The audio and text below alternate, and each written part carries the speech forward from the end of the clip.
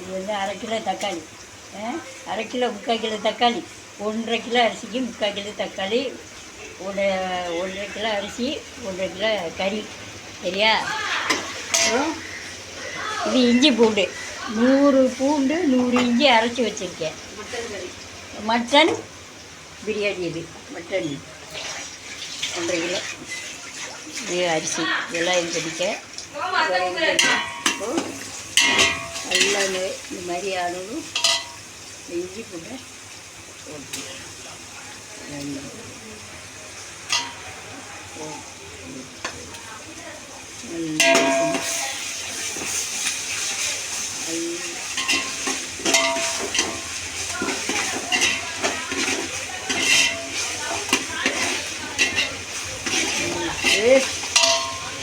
அதுக்கப்புறம் இந்த தக்காளியை இதோட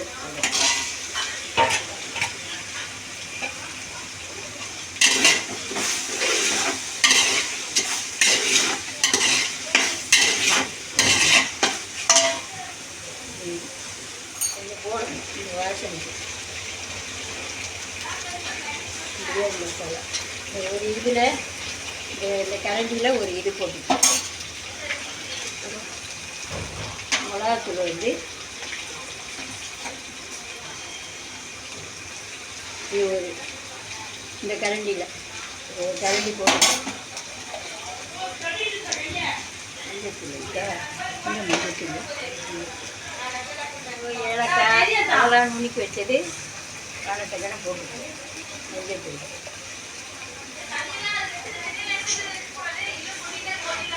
டீஸ்பூன் இதில்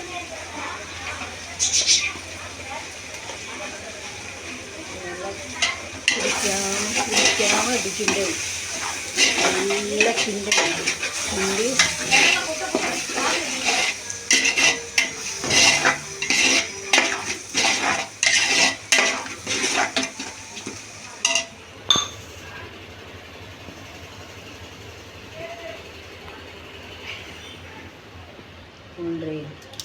இந்த கிளாஸில் 1.5 ஊற்றி இந்த கிளாஸ்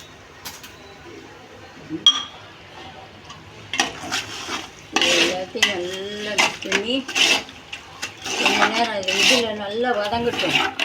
வதங்க முடியுமா நம்ம வந்து சரி தண்ணி வந்து அளந்து வைக்கும்போது காமிக்கும். ஸோ வந்து 1.5 கிலோ அரிசிக்கு 3 கிலோ அரிசி. இதில் வந்து 1.5 இருந்தது.